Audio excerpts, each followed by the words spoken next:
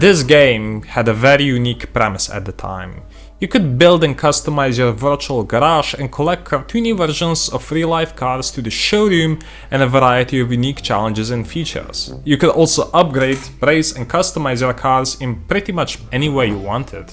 Every now and then they even collaborated with some pretty huge names like Top Gear or The Fast and the Furious, and we got some really amazing content out of it. I mean, this game at its peak was insanely popular, and for a while Car Town was inescapable. The car list was huge and there were so many things you could do, and we'll get to all of them. But first off, I need to annoy you guys. So recently I have decided that I want to take my channel in a bit of a different direction. So I want to make more retrospective videos like this on, games I used to play but are pretty much forgotten these days.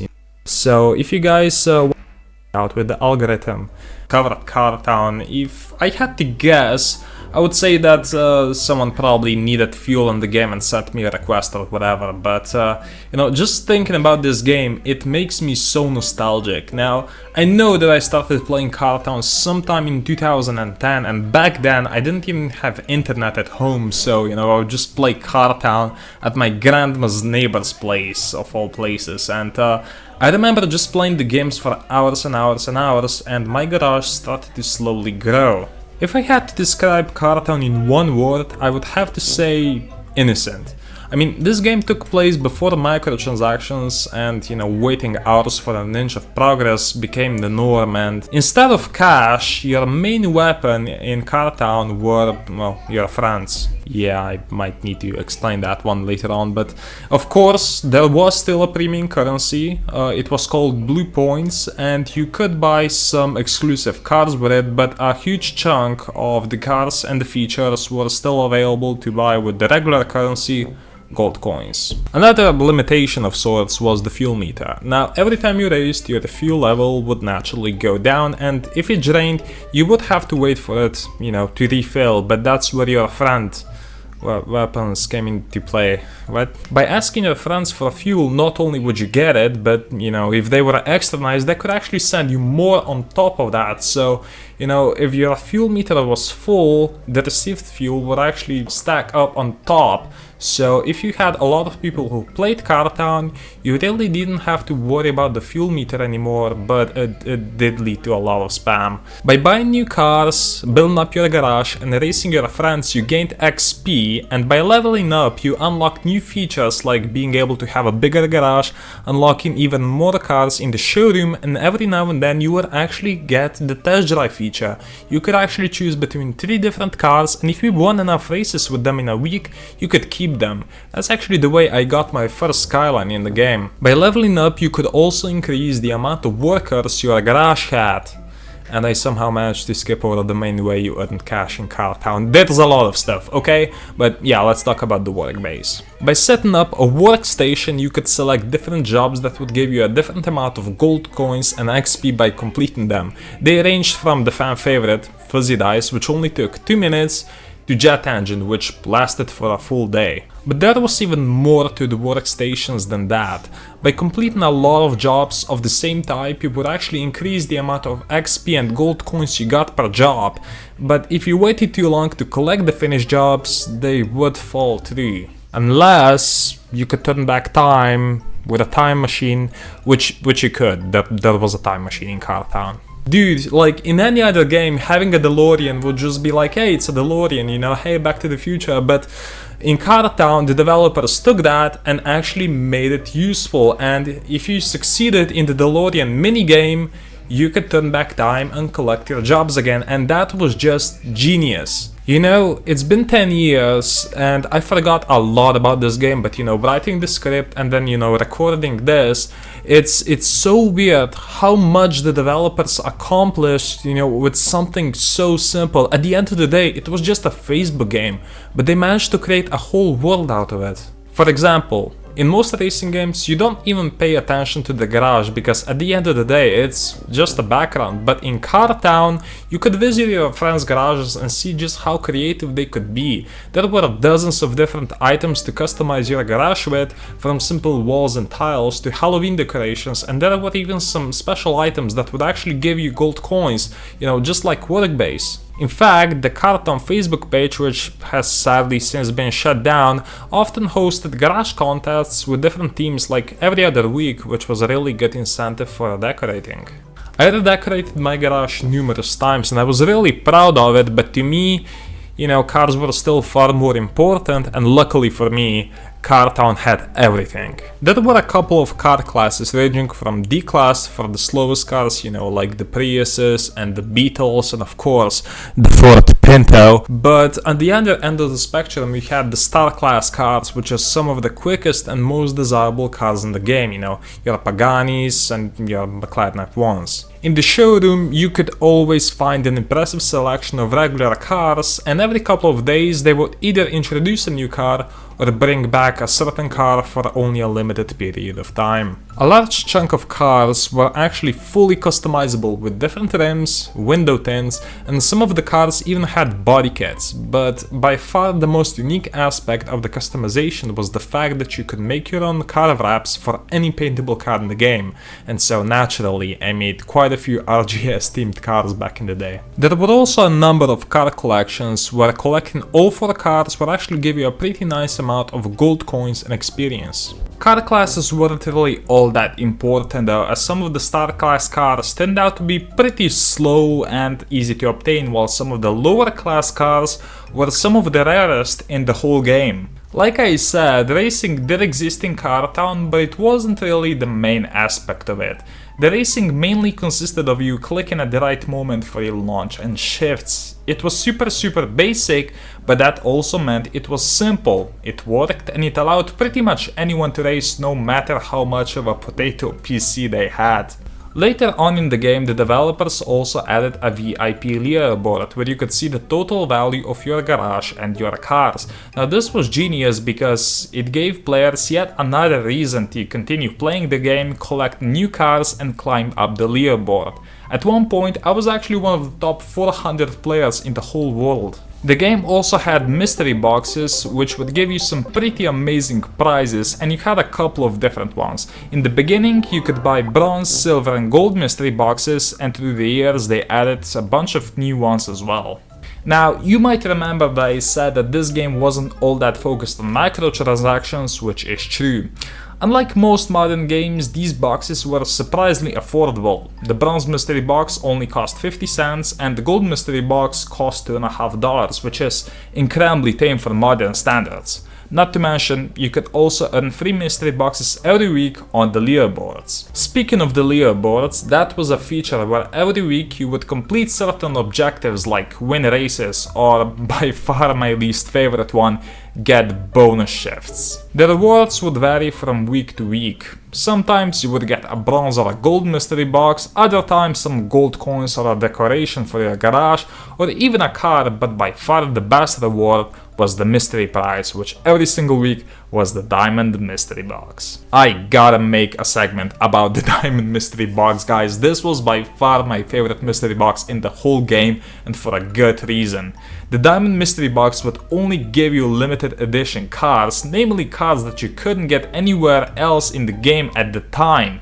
And what I later realized was that this box only gave you cars which you didn't have yet. I finished exactly 100 weeks of the leaderboards, and every time I would open up a diamond mystery box, I would get a car I didn't have yet, and because I played the game so actively and I had a lot of different cars, the rewards would just get better and better, and I got some of the quickest and the best cars in the whole game out of the diamond mystery box. So diamond mystery box was the shit. Anyway, Cartoon had numerous locations you could visit, and pretty much every single one of them offered either unique cards you could obtain or even their own minigames. So let's speed run through a couple that weren't all that notable first. The Top Gear studio was interesting. The location was pretty cool and you could buy a lot of different cards from Top Gear back when it was hosted by Clarkson, Hammond and May, but in the grand scheme of things it wasn't that exciting.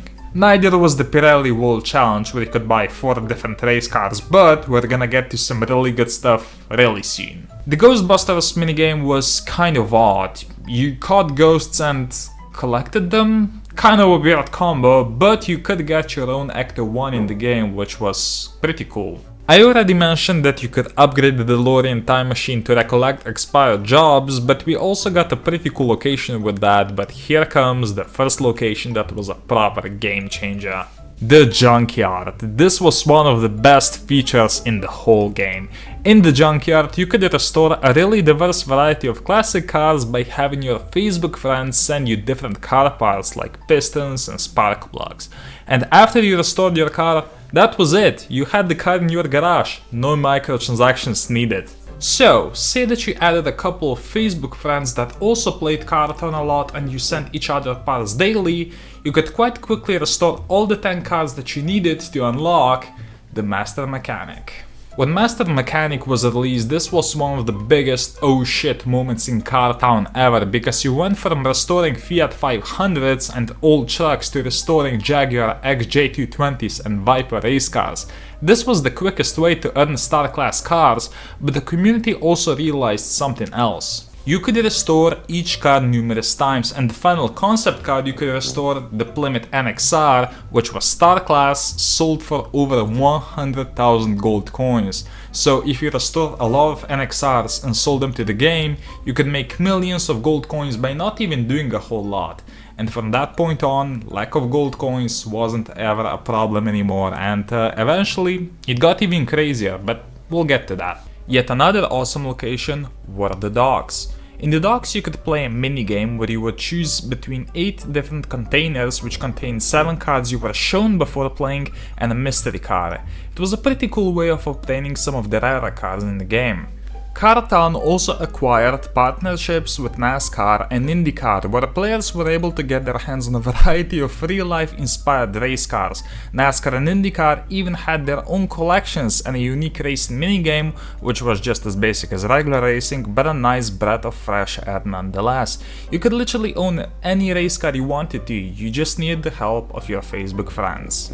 Another racing minigame that we got, but I mostly forgot, were the funny cars. Now, I really don't remember much of this, but you know, here's a clip of it, and I do have to say that out of all the mini games, this one was probably the hardest. You know, I'm going through this really quickly, but just keep in mind that almost all of the locations I've mentioned gave players a lot of different incentives to return to the game. I mean, you could get so many cars for free in this game just by playing. It was really something special. And also, I just remembered a feature which I was really excited for at the time, and I thought it was going to be huge, but then it never was. Do any of you guys remember Who Rules? Now this was a pretty short-lived feature where the developers would put 2 similar cars against each other to see who could get the most votes. There were only ever 2 of these, the Mustang versus the Camaro and the Corvette versus the Viper. At the beginning you would have to pick a team, and then you would earn points by posting on your Facebook wall and voting by clicking other people's posts. You would also earn extra points by owning multiple versions of the car you voted for, and the top prize was the golden version of the car you picked. I completely forgot what Who Rules was like, and looking back it's pretty obvious that the developers were just aiming for game promotion, which worked until it didn't. I really wanna say it again, this game was absolutely huge, like way bigger than Racing Rivals or any other game I ever played was.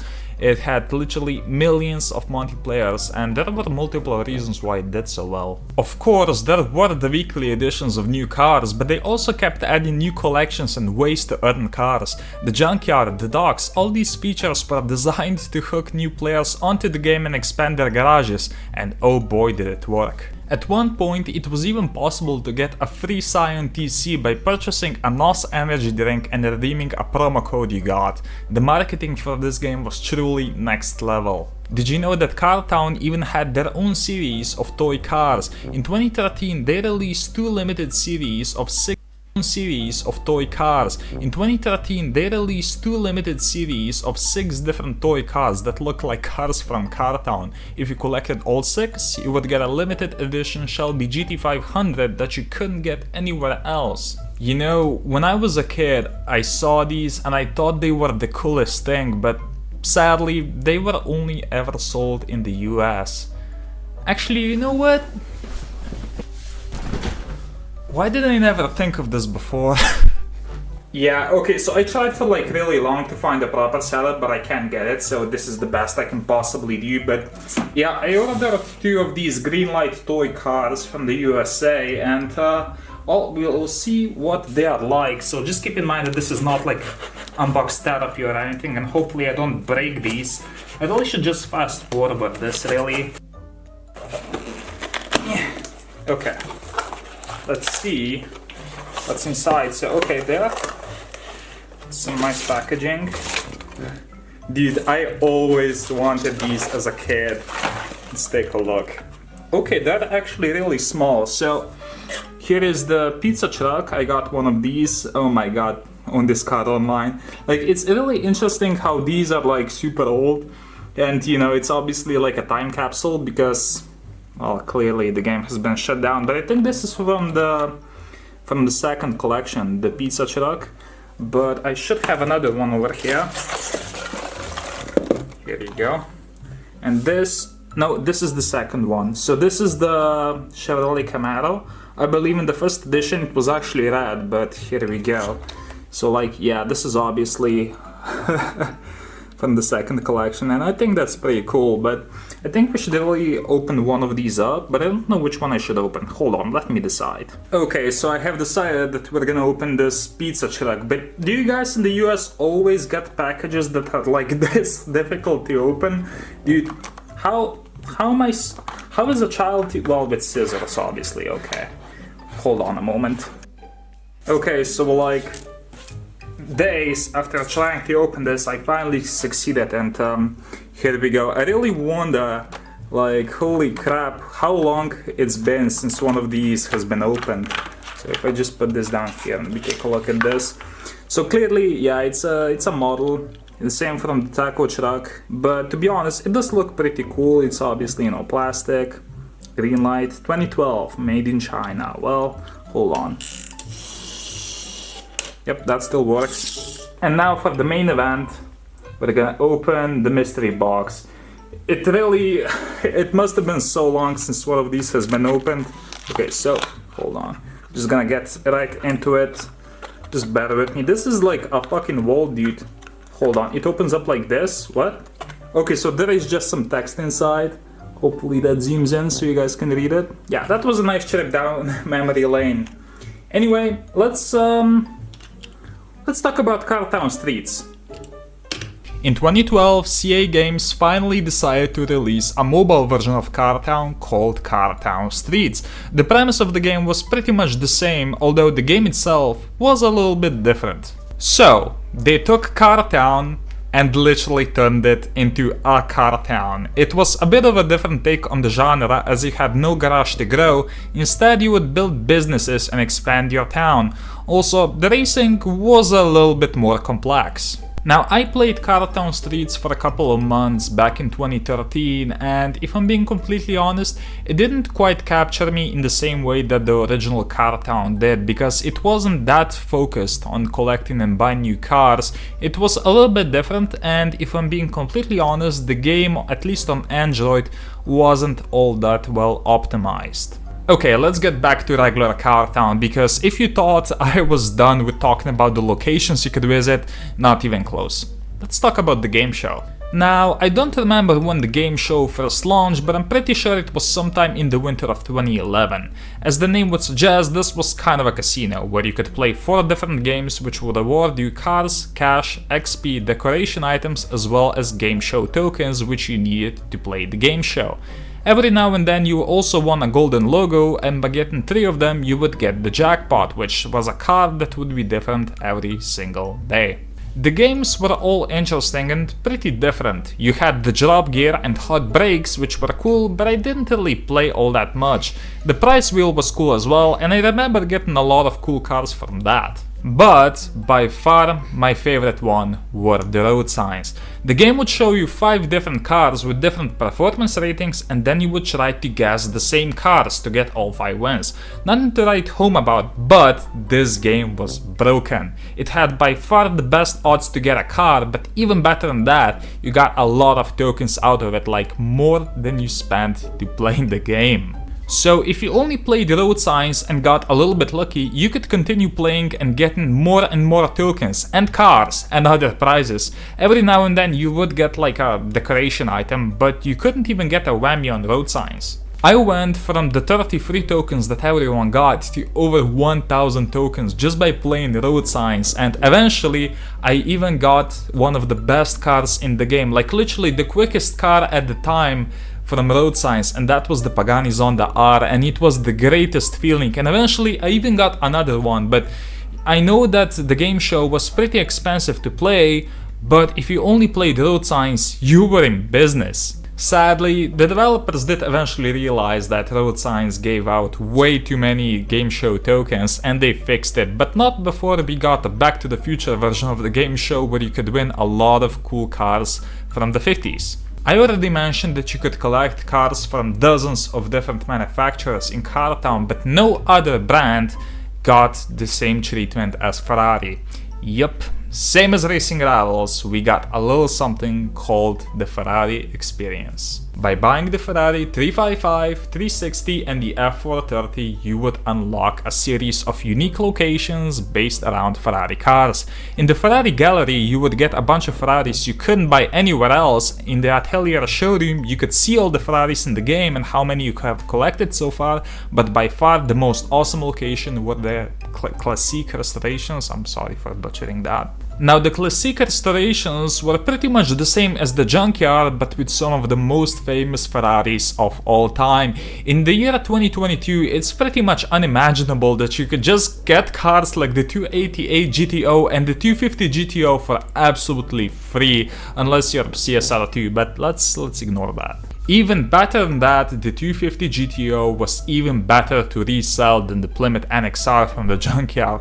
Instead of just over 100,000 gold coins, you would get 200,000 just by selling one of the 250 GTOs, and if you had a lot of friends who played the game, you were covered. As a kid, I always looked at the map of the Ferrari Experience and just kept wondering what will they release next. There was a lot of hype and talk about the Fiorano test track, but we never got it. A lot of the Ferraris still released after the locations I talked about came out, and they were highly controversial as they became increasingly more expensive, similar to Racing Rivals. I would argue it was worse in Car Town though, because you couldn't even trade your cars between accounts, so yeah, it was just a decoration that was pretty expensive. Thankfully, all of them were available in the mystery boxes. So the Ferrari mystery box was really expensive at the time, one was $10, but you could get the best cars in the game out of it, and I mean that literally. The Ferrari 150 Italia and the F2012 were the quickest cars ever to be released in Car Town. I never got the F2012, which ended up being the quickest car to ever be released in Car Town, but I do remember completing the leaderboards one week, opening the Diamond Mystery Box and getting the Ferrari 150 Italia, which it was really something special, and I never thought I would be able to have a car as quick as that, and it did end up being the quickest car I ever had on Car Town. Okay, let's not get too carried away. So, similar to the Ferrari experience, we also got a Fast and Furious experience to promote the Fast and the Furious franchise. And for the Fast 5 movie, you know, the one with the vault, players could build up Dom's Charger and win a few cars in pink slips. I think a Camaro, a Challenger, and a 370Z, if I believe. And you could also build up your own vault Charger.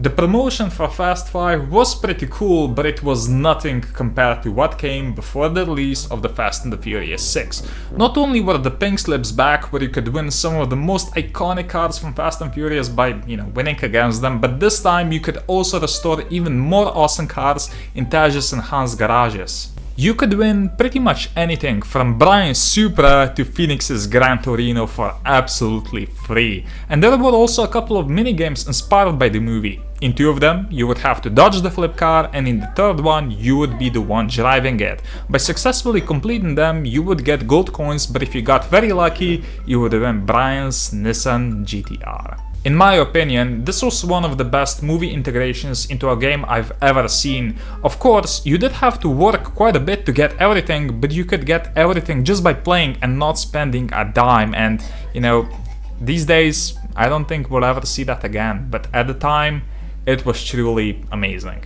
There is one final feature in the Fast and the Furious experience that I really want to talk about, and that were the adventures. There were actually a couple of different adventures, not just the Fast and the Furious ones, where you would choose your car and then make progress by using up your fuel, racing opponents, winning gold coins, and earning up to 2 cars in each of them. The Fast and the Furious adventures were unique though, because there were 3 of them.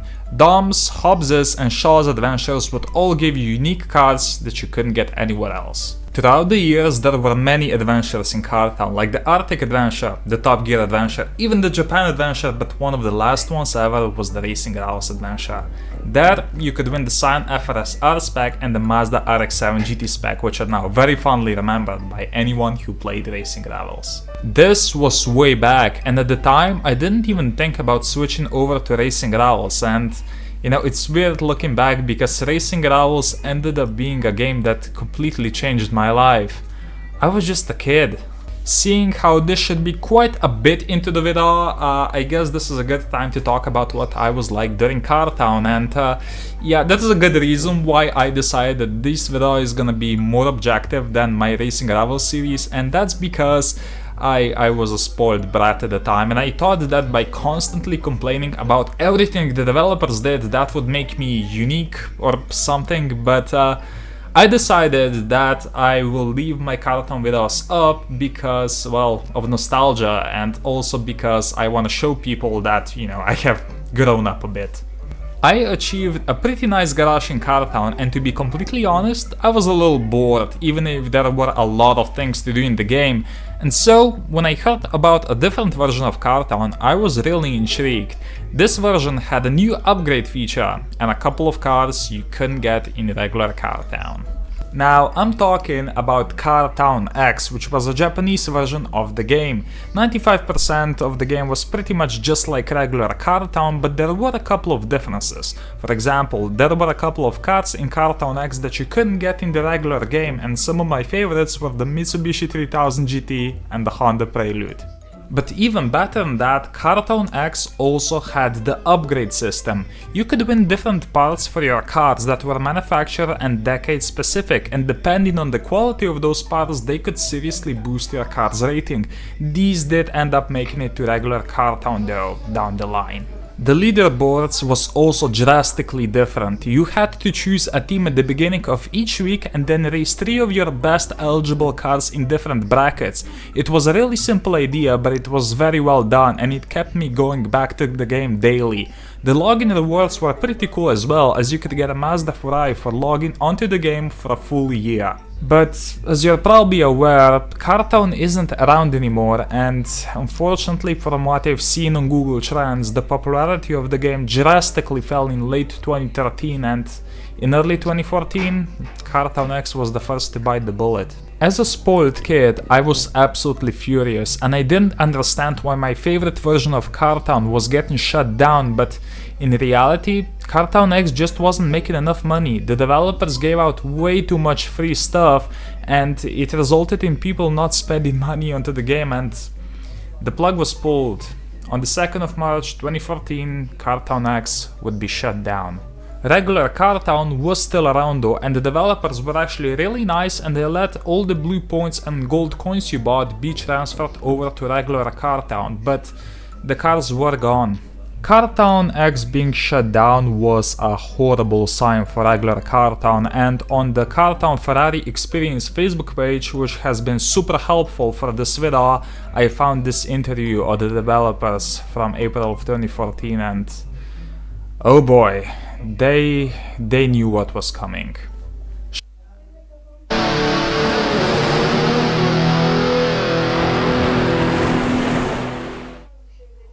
Sure enough, on July 29th of 2014, there was an announcement on Cartown's Facebook page. Cartown would be shutting down on August 29th. In the weeks leading up to the game being shut down, they brought back a whole lot of cars back to the showroom for the players to complete their collections, but indeed, on the 29th of August of 2014, the game servers were shut down.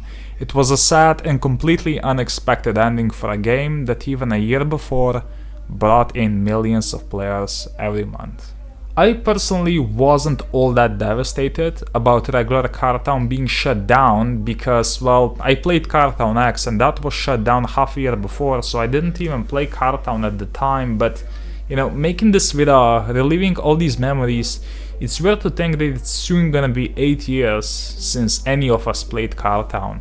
Car Town was the game of my childhood. I don't recall any other game bringing me as much joy and excitement as Car Town did back in the day. Not even a month after Car Town shut down, I started playing Racing Rivals, and that game ultimately did make me who I am today, but I never forgot Car Town, and I didn't appreciate it fully at the time, but all these years later, I do. In 2017 though, there was a glimpse of hope. Out of nowhere, there was an announcement that another Car Town game was in the making called Car Town Racing. For the first time, players could compete against each other in real time, but it was a bit different. Unlike the original Car Town, the racing aspect was quite a bit more developed. You would be able to launch, steer and collect gold coins on the track. There would be multiple environments, different car classes and the all too familiar cartoonish style of cars. Over the course of the next couple of months, there would be numerous updates and pictures of new cars. There were even a couple of gameplay videos, but unfortunately the game just didn't feel enough like the Facebook game that we all loved and missed, and sadly the reception was lukewarm at best. Perhaps that was the main reason why on August 25th of 2017, just a couple of days before the 3rd anniversary of the death of Car Town, it was announced that the game didn't meet demands and was cancelled, leaving fans disappointed yet again. The original Car Town Facebook page has since sadly been shut down, but on Facebook you can still find traces of Car Town everywhere, in Facebook pages, in Facebook groups, and before my final conclusion I really wanna give a huge shout out to the person behind the Car Town Ferrari Experience and the Car Town Reminiscence Facebook page. They literally documented every single car, every single decoration item, every single splash screen from Car Town, and if you guys want to experience some nostalgia, the link to the Facebook pages is down below. The story of Car Town was full of ups and downs. It's now been a long time since Car Town shut down, and if I'm being honest, I don't think any of us are gonna get the chance to play it again, but while our cars and garages might be lost, we still have our memories, and you know what? I think that's more than enough. Car Town helped shape up a whole new generation of car enthusiasts and will forever remain one of the best games I have ever played. Thank you guys so much for watching until the end, it really means a lot to me. I wanted to make a video like this for a long time, and you know, now that I'm here, it really is a good feeling. I want to make more videos like this, and if you guys want to see more